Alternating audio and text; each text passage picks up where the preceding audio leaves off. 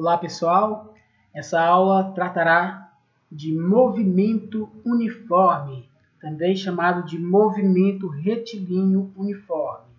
Dentro do movimento uniforme, nós vamos abordar os temas classificação do movimento e aceleração escalar média, tá? Então vamos lá.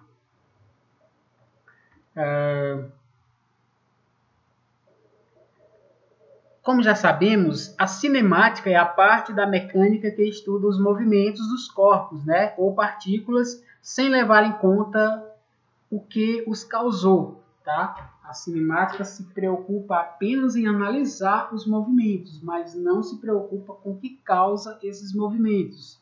Então, vamos estudar os movimentos dos corpos e para isso precisamos de alguns conceitos. Por exemplo, ponto material. O que é um ponto material?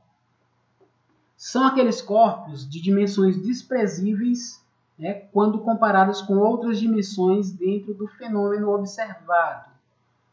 Então, nós chamaremos um ponto material de móvel. Por exemplo, uma formiga em relação a uma calçada. A formiguinha é muito pequena, né, em relação à calçada, então as dimensões da formiguinha em relação à calçada são desprezíveis. Então, podemos chamar a formiguinha de ponto material, tá bom? Um caminhão em relação a um campo de futebol. Nesse caso,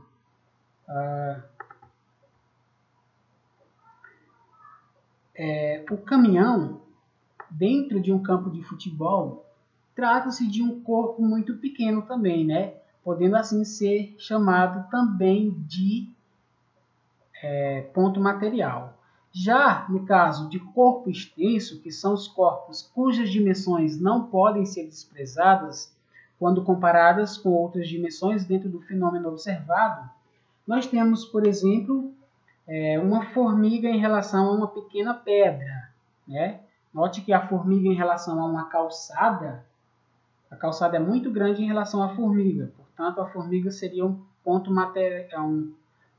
material. Mas aí, comparando a formiguinha com uma pequena pedra, essa formiga não pode ser tratada como um ponto material, pois as dimensões dela em relação à pedra são muito grandes, certo? Nesse caso, nós temos aí um corpo extenso, ok? Um caminhão em relação a uma pequena rua. Se a rua é bem pequena, o tamanho do caminhão vai importar. Portanto, o caminhão, nesse caso, será tratado também como um corpo extenso. Ok? Espero que vocês tenham entendido sobre ponto material e corpo extenso. Ponto material é aquele corpo cujas dimensões podem simplesmente serem desprezadas quando comparadas às dimensões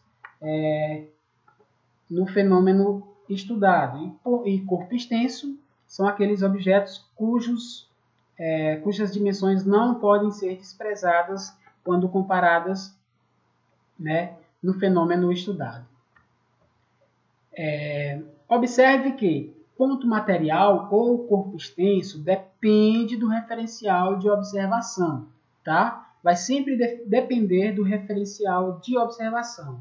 Se a gente tem um corpo dentro de um fenômeno, né, nós vamos tomar um ponto como referência e dali nós vamos analisar se aquele corpo estudado é muito grande ou muito pequeno se comparado às dimensões, tá bom? E assim a gente vai definir se ele será um ponto material ou um corpo extenso. Lembrando, sempre dependendo do referencial.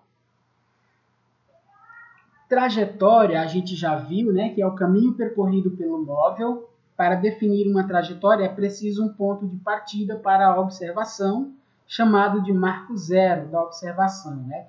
Toda trajetória depende do referencial adotado. Lembrar sempre que aqui você não pode simplesmente dizer que é ou que não é. A resposta é depende, mas depende de quê? Do referencial adotado, tá bom?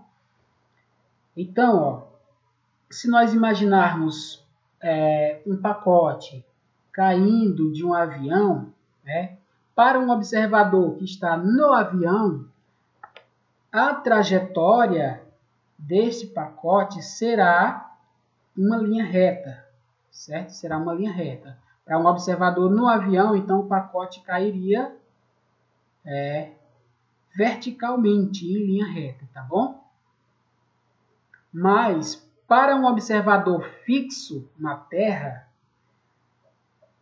o pacote cai formando um arco de parábola, tá bom? Formando um arco de parábola, certo? Então, isso para você ver que vai depender sempre do referencial adotado. Se o referencial estiver no avião, a trajetória é uma linha reta vertical. Se o referencial estiver no solo, a trajetória do pacote será um arco de parábola, tá bom? Dependendo aí sempre do referencial adotado. Observe que quem estiver dentro do avião verá o objeto cair em linha reta e quem estiver na Terra verá um arco de parábola, certo? Então, a trajetória vai depender sempre do referencial aí. Então, vamos lá. Movimento uniforme, também chamado de movimento retilíneo uniforme. Um corpo realiza movimento retilíneo uniforme quando sua velocidade é constante e diferente de zero. Então, a característica aqui do movimento uniforme é velocidade é constante, tá? Velocidade é constante e diferente de zero, tá bom? Essa é a principal característica do movimento uniforme, tá bom? Tá aí, a velocidade ela tem que ser sempre constante. Se a velocidade não for constante, nós vamos cair no movimento uniformemente variado, né? Que aí nesse caso já vai ter a aceleração, que a aceleração é exatamente o que faz a velocidade variar. E o movimento com aceleração, que faz a velocidade variar, é o movimento retilíneo uniformemente variado. Então, para ser um movimento retilíneo uniforme, a velocidade não pode variar, ela tem que ser constante, tá? E diferente de zero, tá? Ela tem que ser também diferente de zero, ou seja, ela não pode ser nula, tá bom? Não pode ser zero, ok? Então, essas são as características do movimento uniforme. Então, se nós imaginarmos um carrinho, né, partindo de uma posição inicial até chegar numa posição final, esse carrinho, né, vai descrever uma função horária que representa o movimento desse carrinho. E essa função horária é dada por S igual a S0 mais V vezes T, tá bom? Onde S é a posição final, S0 é a posição inicial, V a velocidade, que deve ser constante e diferente de zero, e T o instante de tempo, ok? Então vamos lá. Os tipos de movimento, né? Para o movimento retilíneo uniforme. Nós temos movimento progressivo, que é aquele cujo deslocamento do móvel se dá no sentido da orientação da trajetória. Então, se nós tivermos uma trajetória neste sentido, quando o móvel se deslocar no sentido adotado para a trajetória, nós teremos um movimento progressivo. Logo, o móvel está progredindo na trajetória, tá bom? Então, temos aí, ó, né? Ele parte de uma posição inicial e chega a uma posição final no mesmo sentido adotado para a trajetória. Então, ΔS, aqui no caso, ele aumenta no decorrer do tempo. Logo, a velocidade é maior que zero. Sendo assim, um movimento progressivo, tá? E nós temos o movimento retrógrado, que é aquele cujo deslocamento do móvel se dá no sentido contrário ao da orientação da trajetória. Então, nós temos aqui a trajetória para a direita, tá? E o nosso amiguinho aí partiu de uma posição inicial e chegou a uma posição final no sentido contrário ao adotado para a trajetória. Sendo assim, o ΔS diminuiu no decorrer do tempo, certo? E, portanto, a velocidade dele é menor que zero.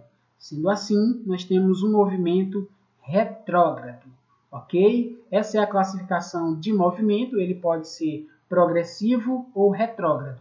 Progressivo, quando a velocidade for maior que zero, ou seja, o móvel se desloca no mesmo sentido adotado para a trajetória, e retrógrado, quando a velocidade for menor que zero, ou seja, o móvel se desloca no sentido contrário daquele adotado para a trajetória, tá bom? Velocidade relativa. Dois corpos na mesma direção e sentido atraem-se, né? Ou melhor, subtraem-se as velocidades. E dois corpos na mesma direção e sentido contrário somam-se as velocidades, tá bom? Aqui para velocidade relativa. Então, a velocidade relativa, quando os corpos estão andando no mesmo sentido, nós teremos uma subtração das velocidades, né? Mesmo sentido e mesma direção, então V1 menos V2. Por que V1 menos V2? Porque, por exemplo, se a velocidade de 1 for maior que a velocidade de V2, vai chegar o momento que o móvel 1 alcançará o móvel 2. Logo, ele está subtraindo a velocidade do móvel 2, tá bom? Mas aí, quando os móveis tiverem direção e sentido contrário, a velocidade relativa, nesse caso aí, vai ser a soma. Por quê? Porque, na verdade, V1 está indo para uma direção e V2 está indo para outra direção. Nesse caso aí, a velocidade em relação de uma ao outro está aumentando. Então, tem que ser a soma, tá certo? Então, essa é a ideia de velocidade relativa. Então, exemplo, vamos lá. Dois automóveis A e B de dimensões desprezíveis movem-se em movimento uniforme com velocidades VA de 25 metros por segundo e VB de 15 metros por segundo, no mesmo sentido. Note que se eles estão no mesmo sentido, a velocidade relativa deles é subtração, né? Vai ser subtraída. Então, no instante t de 0, os carros ocupam as posições indicadas na figura. Então, nós temos aqui a figura, né? O carrinho vai percorrer uma distância de 100 metros, ou melhor, a distância entre eles está de 100 metros, né? Então, determine depois de quanto tempo o móvel A alcançará o móvel B, certo? Então, nós vamos fazer um cálculo envolvendo a velocidade relativa e vamos saber, né, em que instante de tempo o móvel A alcançará o móvel B. Lembrando que a velocidade de A é de 25 metros por segundo, a velocidade de B é de 15 metros por segundo, tá? E a distância entre eles é de 100 metros. Vamos ver então como seria a solução. Nós temos a velocidade relativa, que será VA menos VB. Por quê? Porque eles têm mesma direção e mesmo sentido, tá? Então, como a velocidade de A é 25 metros por segundo e a velocidade de B é 15 metros por segundo, a velocidade relativa é de 10 metros por segundo, tá? A velocidade relativa dos carros é de 10 metros por segundo. Como o deslocamento vale 100 metros, nós temos que a velocidade média é ΔS dividido por ΔT, né? Assim, a velocidade que calculamos é de 10 metros por segundo, ΔS é 100 metros, que é a distância entre os carros. Vamos ver quanto será o ΔT. Substituindo aqui, então, os dados, a gente vai fazer uma multiplicação inversa, né? Na verdade, nós vamos isolar ΔT, né? ΔT, que é igual a 100 dividido por 10, tá? 100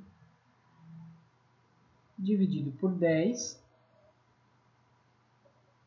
que é igual a 10 metros por segundo. Então, nosso ΔT é de 10 metros por segundo, tá? Ou melhor, 10 segundos. O tempo é de 10 segundos aí no caso. Ok? Então, a questão perguntava depois de quanto tempo A alcançará B. Então, a gente conclui que A alcançará B depois de 10 segundos. Ok? Vamos lá. Exemplo 2. A distância entre dois automóveis vale 300 km. Eles andam um ao encontro do outro com velocidades constantes. Note que eles estão andando em sentidos contrários, né? Um de encontro ao outro, com suas velocidades constantes de 60 km por hora e 90 km por hora, respectivamente. Ao final de quanto tempo se encontrarão? Então vamos ver. O desenho aqui, né, nos diz que a velocidade de A é 60 km por hora e a velocidade de B é 90 km por hora, andando em sentidos contrários, separados por uma distância de 300 km. A velocidade relativa, nesse caso, será a soma, né, já que eles estão em sentidos contrários, né? Então, a velocidade relativa será a velocidade de A, que é 60, mais a velocidade de B, que é 90, sendo então 150 km por hora. Tá? Para a gente saber a velocidade relativa, ou melhor, para a gente saber o tempo, né, do encontro, nós vamos então calcular através de V igual a ΔS dividido por ΔT. E a gente encontrou o V, né, que é a velocidade relativa, que foi de 150 km. O ΔS é a distância que separa esses carros, que é de 300 km. E assim vamos achar o ΔT. Né? ΔT é igual a 300 dividido por 150, que é igual a 2 horas, tá? Então, o tempo de encontro será de 2 horas, ok? Aceleração escalar média. Considere um automóvel movimentando-se sobre uma trajetória retilínea, onde S0 é a posição inicial ocupada pelo automóvel, que possui uma velocidade inicial V0, né? Após um certo instante posterior T, o automóvel encontra-se sobre uma posição final S, mas com uma velocidade final V, tal que V seja diferente de V0, conforme a figura. Então, o carrinho parte de uma posição inicial S0 com velocidade V0, velocidade inicial. E depois de um certo tempo, T, ele chega a uma posição final S com uma velocidade final V. Tá? Então, a aceleração nesse caso pode ser a variação da velocidade, que é V menos V0, dividido pela variação do tempo, que é de T menos T0. Tá? Assim, a gente tem a equação para a gente calcular a aceleração escalar média, que é medida em metros por segundos ao quadrado. Tá bom? Essa é a unidade de medida para aceleração, de acordo com o Sistema Internacional de Unidades. Então, ó, V é a velocidade final, V0 é a velocidade inicial, T é o instante de tempo final e T0 é o instante de tempo inicial. Tá? Então, A é a aceleração escalar média medida em metros por segundos ao quadrado. Aí nós temos alguns tipos de movimentos variados, né? Movimento retilíneo variado. Nós temos o movimento acelerado, né? Quando a aceleração atua no mesmo sentido da velocidade, o corpo sofre um aumento no valor absoluto de sua velocidade. Né? A velocidade está, nesse caso, variando, porque é um movimento acelerado. Tá?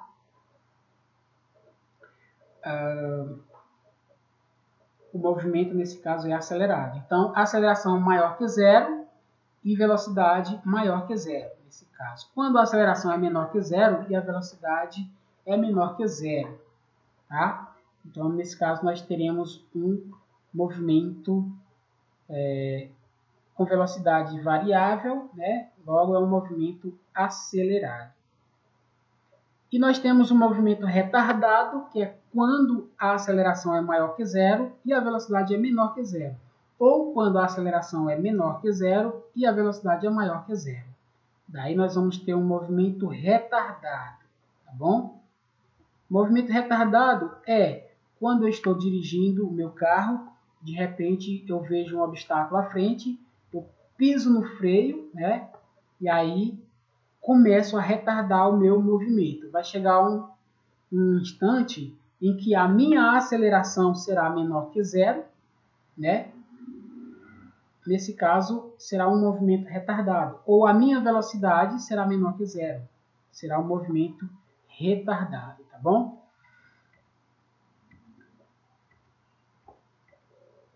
Então, no movimento acelerado, o módulo da velocidade aumenta no decorrer do tempo. E no movimento retardado, o módulo da velocidade diminui no decorrer do tempo. Tá? Então, quando eu freio, a velocidade vai diminuir no decorrer do tempo, logo é um movimento retardado.